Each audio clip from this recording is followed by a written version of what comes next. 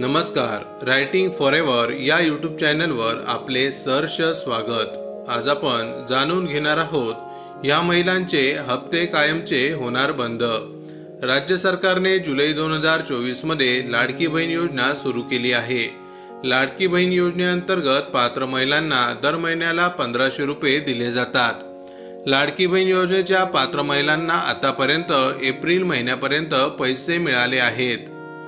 लाडकी बहीण योजनेच्या शासन निर्णयानुसार योजनेच्या अटी, पात्रता आणि निकषांनुसार महिलांचे वय 21 वर्ष ते 65 वर्ष या दरम्यान असणे आवश्यक आहे। आता ज्या महिलांचे वय आधार कार्ड प्रमाणे 65 वर्ष पूर्ण झाले आहे अशा महिला लाडकी बहीण योजनेसाठी पात्र राहणार नाही। शासन निर्णयातील अटीप्रमाणे ज्या महिलांनी वयाचे 65 वर्ष पूर्ण केले आहेत अशा महिलांना यापुढे लाडकी बहीण योजनेचा लाभ मिळणार नाही आणि यापुढील हप्ते कायमचे बंद होणार आहे।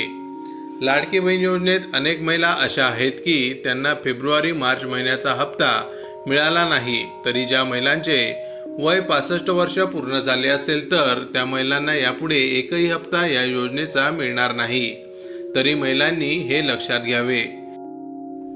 लाडकी बहीण योजनेचा लाभ घेण्यासाठी ज्या महिलांचे वय 21 वर्ष पूर्ण झाले आहे अशा महिलांसाठी नवीन अर्ज सुरू होतील आणि त्याबद्दल अधिकृत माहिती सरकारकडून दिली जाणार आहे। नवीन अर्ज कधी सुरू होणार याबाबत अजून कोणतीही माहिती राज्य सरकारकडून देण्यात आलेली नाही। सध्या ज्या महिलांचे वय 65 वर्ष पूर्ण झाले आहे अशा महिलांचे हप्ते कायमचे बंद करण्यात आले आहेत। माहिती आवडली असेल तर अवश्य शेअर करा। अशाच प्रकारचे नवनवीन सरकारी योजनांविषयी अपडेट मिळवण्यासाठी आमच्या रायटिंग फॉरएव्हर या यूट्यूब चॅनलला अवश्य सबस्क्राईब करा। धन्यवाद।